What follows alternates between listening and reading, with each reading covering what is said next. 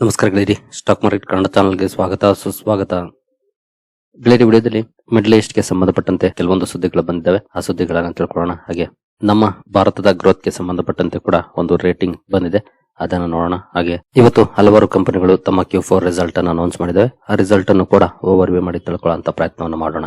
ಮೊದಲಿಗೆ ಡಿಸ್ಕ್ಲೇಮರ್ ಕೊಡ್ಲಿಕ್ಕೆ ಇಷ್ಟಪಡ್ತೇನೆ. ಇಲ್ಲಿ ಕವರ್ ಮಾಡ್ತಿರುವಂತ ಯಾವುದೇ ಸ್ಟಾಕ್ ಅನ್ನು ಕೂಡ ರೆಕಮೆಂಡ್ ಮಾಡ್ತಿಲ್ಲ. ನೀವು ಫರ್ದರ್ ಸ್ಟಡಿ ಮಾಡಿ ಎಡಿಷನ್ ತಗೊಳ್ಬಹುದು. ಆಸ್ ಎ ಎಜುಕೇಶನಲ್ ಪರ್ಪಸ್ ನಾನು ವಿಡಿಯೋ ಮುಂದೆ ತರ್ತಾ ಇದ್ದೀನಿ. ಹಾಗೆ ಡಿಸ್ಕ್ರಿಪ್ಷನ್ ಅಲ್ಲಿ ಅಕೌಂಟ್ ಓಪನಿಂಗ್ ಲಿಂಕ್ ಇದೆ, ಅಕೌಂಟ್ ಅನ್ನು ಓಪನ್ ಮಾಡ್ಕೊಳ್ಬಹುದು. ಹೂಡಿಕೆಗೆ ಸಂಬಂಧಪಟ್ಟಂತೆ ನಿಮ್ಗೆ ಏನಾದರೂ ಸಪೋರ್ಟ್ ಬೇಕು ಅಂದ್ರೆ ಇಲ್ಲಿರುವಂತಹ ನಂಬರ್ಗಳ ಮೂಲಕ ನಮ್ಮ ಟೀಮ್ ನ ಕಾಂಟ್ಯಾಕ್ಟ್ ಮಾಡಬಹುದು. ಇಲ್ಲಿ ಮೆನ್ಷನ್ ಮಾಡಿರುವಂತಹ ಎಲ್ಲ ಸರ್ವಿಸಸ್ ನಮ್ಮ ಮೂಲಕ ಸಿಗುತ್ತೆ. ಬಟ್ ಇದಕ್ಕೆ ಕಂಡೀಷನ್ ಒಂದೇ, ನಮ್ಮ ಮೂಲಕ ಅಕೌಂಟ್ ಓಪನ್ ಆಗಿರಬೇಕು. ಹಾಗಾಗಿ ಅಕೌಂಟ್ ಓಪನ್ ಮಾಡ್ಕೊಂಡು ಕಾಂಟ್ಯಾಕ್ಟ್ ಮಾಡಬಹುದು.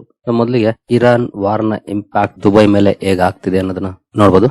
Dubai home prices post first decline after post pandemic boom. 2020 ನಂತರ ಭರ್ಜರಿ ಬೂಮ್ ನೋಡ್ಲಿಕ್ಕೆ ಸಿಕ್ಕಿತ್ತು ದುಬೈನ ರಿಯಲ್ ಎಸ್ಟೇಟ್ ಅಲ್ಲಿ. ಬಟ್ ಈಗ ಇರಾನ್ ಯುದ್ಧ ಶುರುವಾದ ನಂತರ ಫಸ್ಟ್ ಟೈಮ್ ಅಲ್ಲಿ ಡಿಕ್ಲೈನ್ ಕಂಡು ಬರ್ತಿದೆ ಗ್ರೋತ್. ಯಾಕೆ ಅಂತಂದ್ರೆ ಎಷ್ಟು ದಿನ ಸೇಫರ್ ಅವೆನ್ಯೂ ಅಂತ ಕರೆಯಲಾಗ್ತಿತ್ತು ದುಬೈನ. ಬಟ್ ಈಗ ದುಬೈ ಕೂಡ ಸೇಫ್ ಅಲ್ಲ ಅನ್ನೋದು ಪ್ರೂವ್ ಆಗಿದೆ ಇರಾನ್ ಅಟ್ಯಾಕ್ ಮಾಡಿದ ನಂತರ. ಹಾಗಾಗಿ ಅಲ್ಲಿನ ರಿಯಲ್ ಎಸ್ಟೇಟ್ ಪ್ರೈಸಸ್ ಅಲ್ಲಿ ಡಿಕ್ಲೈನ್ ಕಂಡು ಬರ್ತಿದೆ. ಹಾಗಂತ ಡಿಕ್ಲೈನ್ ಕಂಟಿನ್ಯೂ ಆಗುತ್ತೆ ಅಥವಾ ಹಿಸ್ಟಾರಿಕಲ್ ಲೋಗೆ ಬಂದ್ಬಿಡುತ್ತೆ ಅಂತ ಏನಲ್ಲ. ಈ ರೀತಿ ಅಪ್ಸ್ ಅಂಡ್ ಡೌನ್ಸ್ ಇದ್ದೇ ಇರುತ್ತೆ ಯಾವುದೇ ಪ್ರೈಸ್ ಅಲ್ಲಾದ್ರೂ. ಒನ್ಸ್ ಇದೆಲ್ಲ ಸರಿ ಆದ್ಮೇಲೆ, ಅಂದ್ರೆ ಇರಾನ್ ವಾರ್ ಗೆ ಸಂಬಂಧಪಟ್ಟಂತೆ ಕ್ಲೈಮ್ಯಾಕ್ಸ್ ನೋಡ್ಲಿಕ್ಕೆ ಸಿಕ್ಕರೆ ಮೇ ಬಿ ಆ ನಂತರ ಅಲ್ಲಿ ಬೌನ್ಸ್ ಬ್ಯಾಕ್ ಕೂಡ ನೋಡ್ಲಿಕ್ಕೆ ಸಿಗುವಂತ ಚಾನ್ಸಸ್ ಇದ್ದೇ ಇರುತ್ತೆ. ಇನ್ನು ಡೊನಾಲ್ಡ್ ಟ್ರಂಪ್ ಒಂದು ಅಪ್ಡೇಟ್ ಅನ್ನ ಕೊಟ್ಟಿದ್ದಾರೆ, ಇವತ್ತು ನೋಡಬಹುದು. Trump orders US Navy to shoot and kill any boat laying mines in Strait of Hormuz. No hesitation. ಅಂದ್ರೆ ಯಾವುದೇ ಬೋಟ್ ಸ್ಟ್ರೈಟ್ ಆಫ್ ಹಾರ್ಮುಜ್ ಅಲ್ಲಿ ಮೈನ್ಸ್ ಅನ್ನ ಆಡುತ್ತಿದೆ ಅಂತಂದ್ರೆ ಅದನ್ನ ಹಿಂದೆ ಮುಂದೆ ನೋಡದೆ ಕಿಲ್ ಮಾಡಿ ಅಂತ ಹೇಳಿದ್ದಾರೆ. ಸೊ ನೋ ಹೆಸಿಟೇಷನ್, ಹಿಂದೆ ಮುಂದೆ ನೋಡಕ್ಕೆ ಹೋಗ್ಬೇಡಿ, ಯೋಚನೆ ಮಾಡಕ್ಕೆ ಹೋಗ್ಬೇಡಿ, ಹೊಡೆದಾಕಿ ಅಂತ ಅಮೆರಿಕನ್ ನೇವಿಗೆ ಈ ಆರ್ಡರ್ ಅನ್ನ ಮಾಡಿದ್ದಾರೆ. ಯಾಕಂದ್ರೆ ಇರಾನ್ ನ ಕೆಲಸನೇ ಅದು, ಸ್ಟ್ರೈಟ್ ಆಫ್ ಹಾರ್ಮುಜ್ ಅಲ್ಲಿ ಮೈನ್ಸ್ ಅನ್ನ ಆಡಿ ಹಡಗುಗಳ ಓಡಾಟವನ್ನ ತಡೀತಾ ಇತ್ತು. ಜೊತೆಗೆ ಆಡಿರುವಂತಹ ಮೈನ್ಸ್ ಅನ್ನ ತೆಗಿಲಿಕ್ಕೆ ಕೂಡ ಸಾಧ್ಯ ಆಗ್ತಾ ಇಲ್ಲ. ಯಾಕಂದ್ರೆ ಎಲ್ಲೆಲ್ಲಿ ಮೈನ್ಸ್ ಇಟ್ಟಿದ್ರು ಅನ್ನೋದೇ ಇರಾನ್ಗೆ ಪ್ರಾಪರ್ ಆಗಿ ಗೊತ್ತಾಗ್ತಿಲ್ಲ. ಯಾಕಂದ್ರೆ ಹಲವು ಆಫೀಸರ್ಸ್ ಅನ್ನ ಯುದ್ಧದಲ್ಲಿ ಕಳ್ಕೊಂಡಿದೆ. ಅವರು ಎಲ್ಲಿ ಮೈನ್ಸ್ ಇಟ್ಟಿದ್ವಿ ಅನ್ನೋದು ಗೊತ್ತಿರುವಂತವ್ರು, ಅವ್ರು ಹೋದ್ಮೇಲೆ ಅದ್ರ ಬಗ್ಗೆ ಮಾಹಿತಿನೇ ಇಲ್ಲ. ಹಲವು ಮೈನ್ಸ್ ಸಮುದ್ರದಲ್ಲೇ ಉಳಿತಾ ಇದೆ. ಹಾಗಾಗಿ ಮೈನ್ಸ್ ಆಡುವಂತ ಬೋಟ್ಸ್ ಏನಾದ್ರು ಕಂಡು ಬಂದ್ರೆ ಅದನ್ನ ಶೂಟ್ ಮಾಡಿ ಅಂತ ಆರ್ಡರ್ ಮಾಡಿದ್ದಾರೆ. ಇದಕ್ಕೆ ಇರಾನ್ ಹೇಗೆ ರಿಯಾಕ್ಟ್ ಮಾಡುತ್ತೆ ಕಾದು ನೋಡ್ಬೇಕಾಗತ್ತೆ. ಇನ್ನು HSBC ಇಂಡಿಯನ್ ಸ್ಟಾಕ್ಸ್ ಅನ್ನ ಡೌನ್ ಗ್ರೇಡ್ ಮಾಡಿದೆ ನೋಡಬಹುದು. ಅಂಡರ್ ವೈಟ್ ರೇಟಿಂಗ್ ಅನ್ನ ಕೊಟ್ಟಿದೆ HSBC. ಅದಕ್ಕೆ ಕಾರಣ ಆಯಿಲ್ ಶಾಕ್ ಅನ್ನ ಕೊಡ್ತಾ ಇದೆ. ಅರ್ನಿಂಗ್ಸ್ ರಿಕವರಿಗೆ ಕ್ರೂಡ್ ಆಯಿಲ್ ಶಾಕ್ ತೊಂದರೆ ಕೊಡುತ್ತೆ ಅಂತ ಇಂಡಿಯನ್ ಸ್ಟಾಕ್ಸ್ ನ ಅಂಡರ್ ವೈಟ್ ರೇಟಿಂಗ್ ಗೆ ಇಳಿಸಿದೆ HSBC.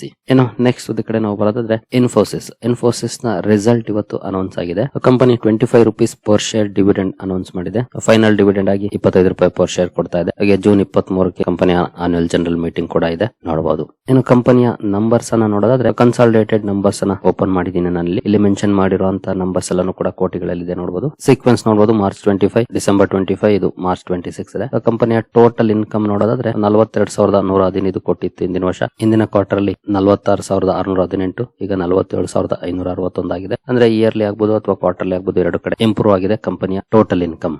ನಂತರ ಎಕ್ಸ್ಪೆನ್ಸಸ್ ಕಡೆ ಬಂದ್ರೆ ಟೋಟಲ್ ಎಕ್ಸ್ಪೆನ್ಸಸ್ ನೋಡಬಹುದು, 32,452 ಕೋಟಿ ಹಿಂದಿನ ವರ್ಷ ಇತ್ತು. ಹಿಂದಿನ ಕ್ವಾರ್ಟರ್ಲಿ 36,100 ಕೋಟಿ, ಈಗ 36,764 ಕೋಟಿ ಆಗಿದೆ.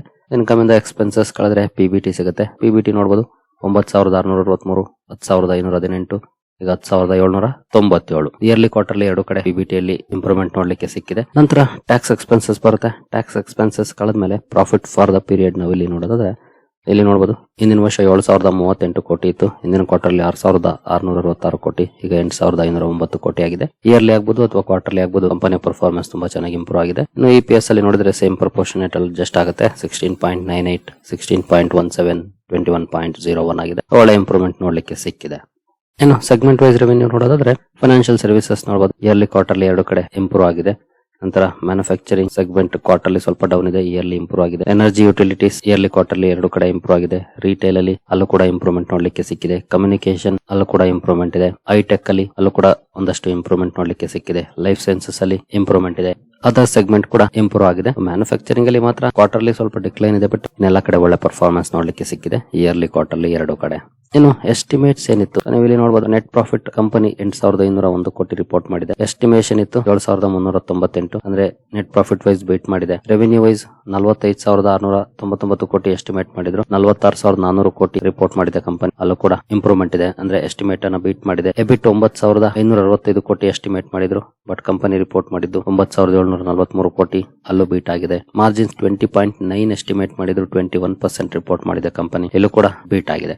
ಓವರ್ ಆಲ್ ಕಂಪನಿ ಎಸ್ಟಿಮೇಟ್ಸ್ ಅನ್ನ ಬೀಟ್ ಮಾಡಿದೆ. ಬಟ್ ಇಲ್ಲಿ ಕನ್ಸರ್ನ್ ಏನು ಅಂತಂದ್ರೆ ಕಾನ್ಸ್ಟೆಂಟ್ ಕರೆನ್ಸಿ ಗ್ರೋತ್. ಇಲ್ಲಿ ನೋಡಬಹುದು ಡಿಕ್ಲೈನ್ಸ್ 1.3%. ಸಿಸಿ ಗ್ರೋತ್ ನೋಡಬಹುದು 3.1% ಇದ್ದದ್ದು ಲಾಸ್ಟ್ ಇಯರ್ ಈಗ 1.3% ಆಗಿದೆ. ಇದೇ ಮೇಜರ್ ರೋಲ್ ಅನ್ನ ಪ್ಲೇ ಮಾಡ್ತಿರೋದು. ನಿನ್ನೆ HCL ಟೆಕ್ ಕೂಡ ರಿಸಲ್ಟ್ ನಂತರ 10% ಬೀಳಿಕೆ ಪ್ರಮುಖ ಕಾರಣನೇ ಇದು. ಕಾನ್ಸ್ಟೆಂಟ್ ಕರೆನ್ಸಿ ಗ್ರೋತ್ ಡಿಕ್ಲೈನ್ ಆಗಿರೋದು. ಯಾಕಂದ್ರೆ 8 to 10% ಇರ್ತಾ ಇತ್ತು. 8 to 10% ಇರ್ತಾ ಇದ್ದು 3%, 1%, 2% ಈ ರೀತಿ ಇದೆ ಅಂತಂದ್ರೆ ಒಬ್ವಿಯಸ್ಲಿ ಕನ್ಸರ್ನ್ ಇದ್ದೇ ಇದೆ IT ಸೆಕ್ಟರ್ ನ ನಂಬರ್ಸ್ಗೆ. ಈಗ ಪರ್ಫಾರ್ಮೆನ್ಸ್ ಚೆನ್ನಾಗಿದೆ. ಅದರಲ್ಲೂ ಈ ಕಾನ್ಸ್ಟೆಂಟ್ ಕರೆನ್ಸಿ ಗ್ರೋತ್ ಏನಿದೆ ಕ್ವಾರ್ಟರ್ ಆನ್ ಕ್ವಾರ್ಟರ್ ಡಿಗ್ರೋತ್ ಆಗಿದೆ. ಓವರ್ ಆಲ್ 3.1% FY26 ನೋಡ್ಲಿಕ್ಕೆ ಸಿಗ್ತಾ ಇದೆ. 8 to 10% ಇದ್ದು ಜಸ್ಟ್ 3% ಇಳಿದಿದೆ. ಇದು ಮೇಜರ್ ಕನ್ಸರ್ನಿಂಗ್ ಪಾಯಿಂಟ್ ಆಗಿದೆ ಈ ನಂಬರ್ಸ್ ಅಲ್ಲಿ. ಇದ್ರ ಜೊತೆಗೆ ಎಕ್ಸಿಕ್ಯೂಷನ್ ಚೆನ್ನಾಗಿದೆ. ಮಾರ್ಜಿನ್ಸ್ ಆಗ್ಬೋದು, ಕ್ಯಾಶ್ ಆಗ್ಬೋದು, ಡೀಲ್ ವಿನ್ಸ್ ಕೂಡ ತುಂಬಾನೇ ಸ್ಟ್ರಾಂಗ್ ಇದೆ. ಬಟ್ ಆ ಡೀಲ್ಸ್ ರೆವಿನ್ಯೂ ಆಗಿ ಬದಲಾಗ್ತಿಲ್ಲ, ಅದೊಂದು ಕನ್ಸರ್ನಿಂಗ್ ಪಾಯಿಂಟ್. ಡೀಲ್ಸ್ ಏನೋ ವಿನ್ ಆಗಿದೆ ಕಂಪನಿ, ದೊಡ್ಡ ದೊಡ್ಡ ಡೀಲ್ಸ್ ಅನ್ನ ಪಡ್ಕೊಂಡಿದೆ, ಬಟ್ ಅದು ರೆವಿನ್ಯೂ ಆಗಿ ಬದಲಾಗಬೇಕು, ಆಗ್ಲೇ ಪರ್ಫಾರ್ಮೆನ್ಸ್ ಇಂಪ್ರೂವ್ ಆಗೋದು. So margins, cash, deal wins ಎಲ್ಲಾನು ಕೂಡ ಚೆನ್ನಾಗಿದ್ರು ಕೂಡ ಡಿಮಾಂಡ್ ಎನ್ವಿರಾನ್ಮೆಂಟ್ ವೀಕ್ ಇದೆ. ಇದು ಕೂಡ ಕನ್ಸರ್ನಿಂಗ್ ಪಾಯಿಂಟ್ ಆಗಿದೆ. ಹಾಗೆ ರೆವಿನ್ಯೂ ಗ್ರೋತ್ 3 to 4% ನೋಡ್ಲಿಕ್ಕೆ ಸಿಗ್ತಾ ಇದೆ. ಜೊತೆಗೆ ಸೀಕ್ವೆನ್ಶಿಯಲಿ ಡಿಕ್ಲೈನ್ ಆಗ್ತಾ ಇದೆ, ಸ್ಲೋ ಆಗಿ ಕಡಿಮೆ ಆಗ್ತಿದೆ. ಇದು ಕೀ ಸ್ಟ್ರಕ್ಚರಲ್ ಕನ್ಸರ್ನ್. ವ್ಯಾಲ್ಯೂಯೇಷನ್ ರೀರೇಟಿಂಗ್ ಇದು ಪ್ರಮುಖ ಕಾರಣ ಆಗುತ್ತೆ. ಜೊತೆಗೆ ನೆಗೆಟಿವ್ ಡೆವಲಪ್ಮೆಂಟ್ ಕೂಡ ಆಗುತ್ತೆ. ಅದೇ ಇಲ್ಲಿ ಕಂಡು ಬರ್ತಿರುವಂತಹ ಸಮಸ್ಯೆ ಇನ್ಫೋಸಿಸ್ ನಂಬರ್ ಅಲ್ಲಿ. ಇನ್ಫೋಸಿಸ್ ಅಷ್ಟೇ ಅಲ್ಲ, ಆಲ್ಮೋಸ್ಟ್ ಮೆಜಾರಿಟಿ IT ಕಂಪನಿಗಳ ನಂಬರ್ಸ್ ಅಲ್ಲಿ ಇದೇ ಸಮಸ್ಯೆ ಆಗ್ತಾ ಇರೋದು. ಹಾಗಾಗಿ ರಿಸಲ್ಟ್ ನಂತರ ಸಾಕಷ್ಟು ಡೌನ್ ಪರ್ಫಾರ್ಮೆನ್ಸ್ ಕೂಡ ನೋಡ್ಲಿಕ್ಕೆ ಸಿಗ್ತಾ ಇದೆ ಸೆಕ್ಟರ್ ಅಲ್ಲಿ. ಜೊತೆಗೆ ಅನ್ಸರ್ಟನಿಟೀಸ್ ಬಿಲ್ಡ್ ಆಗ್ತಾ ಇದೆ. ಆಲ್ಮೋಸ್ಟ್ ಫೆಬ್ರವರಿಯಿಂದ ಕೂಡ ಅನ್ಸರ್ಟನಿಟೀಸ್ ಇದೆ. ಅದರಲ್ಲೂ ಆಂಥ್ರೋಪಿಕ್ AI ಕೆಲವು ಪ್ಲಗ್ಇನ್ಸ್ ಅನ್ನ ರಿಲೀಸ್ ಮಾಡಿದ ಮೇಲೆ ರಿಸಲ್ಟ್ ಅಲ್ಲೂ ಕೂಡ ಒಂದಷ್ಟು ನೆಗೆಟಿವ್ಸ್ ಕಂಡು ಬರ್ತಿದೆ. ಅದು ಮೇಜರ್ ಕನ್ಸರ್ನ್ ಆಗ್ತಾ ಇದೆ IT ಕಂಪನಿಗಳಿಗೆ. ಪಾಸಿಟಿವ್ಸ್ ಇದೆ, ಪಾಸಿಟಿವ್ಸ್ ಇಲ್ಲ ಅಂತಲ್ಲ, ಬಟ್ ಕನ್ಸರ್ನ್ಸ್ ದೊಡ್ಡದಾಗ್ತಾ ಹೋಗ್ತಾ ಇದೆ ದಿನೇ ದಿನೇ. ಇನ್ನು ಈ ರಿಸಲ್ಟ್ ನ ನಂತರ ಇನ್ಫೋಸಿಸ್ ADR ಅಲ್ಲಿ ಪ್ರೀ ಓಪನಿಂಗ್ ಸೆಷನ್ ನೋಡಬಹುದು 5.5% ಡೌನ್ ಪರ್ಫಾರ್ಮೆನ್ಸ್ ಇದೆ. ಅಮೆರಿಕನ್ ಮಾರ್ಕೆಟ್ ಅಲ್ಲಿ ಲಿಸ್ಟ್ ಆಗಿದೆ ಇನ್ಫೋಸಿಸ್. ನಿನ್ನೆ ಕೂಡ ಮೋರ್ ದನ್ 4% ಡೌನ್ ಫಾಲ್ ಇತ್ತು.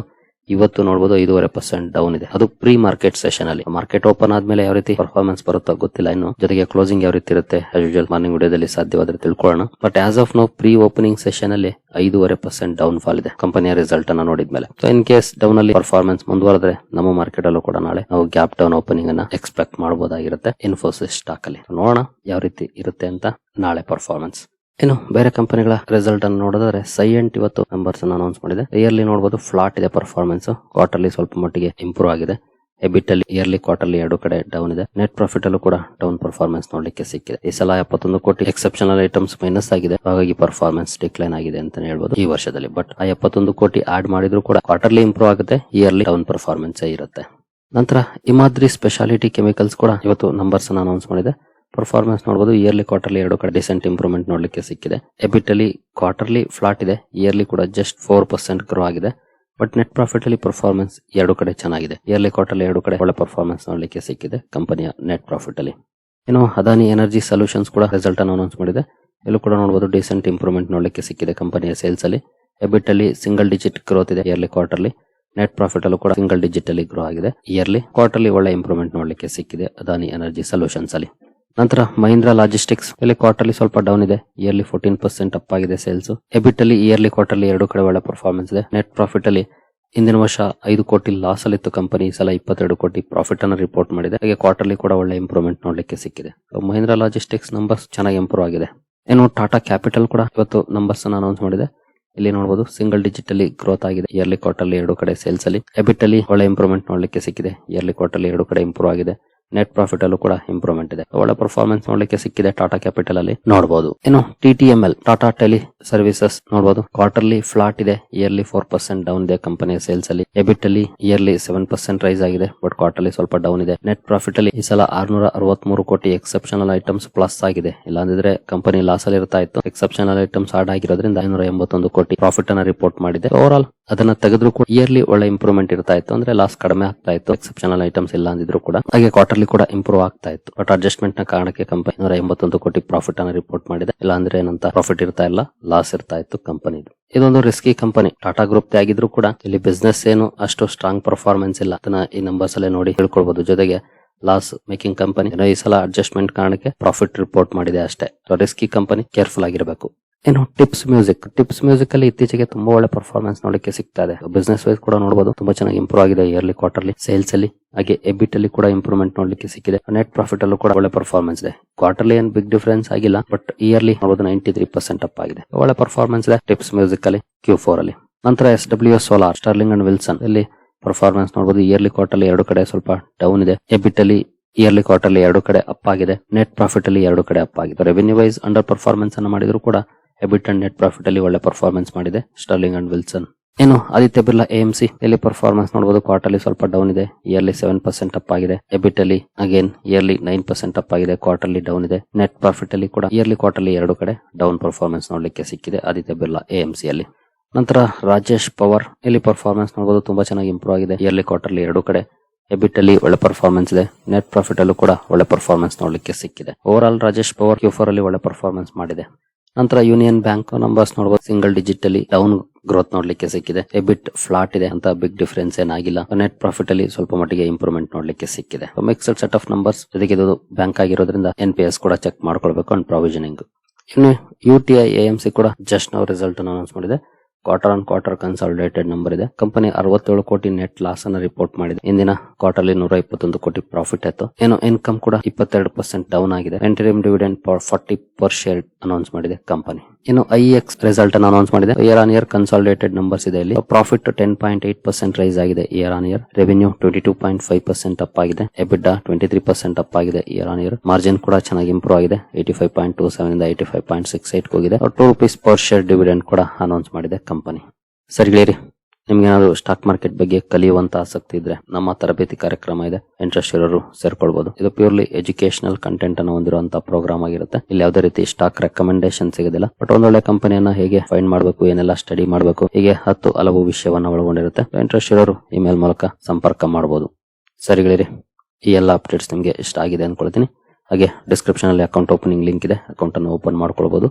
ಮುಂದಿನ ವಿಡಿಯೋದಲ್ಲಿ ಸಿಗೋಣ. ಅಲ್ಲಿವರೆಗೂ ಜೈ ಹಿಂದ್, ಜೈ ಕರ್ನಾಟಕ.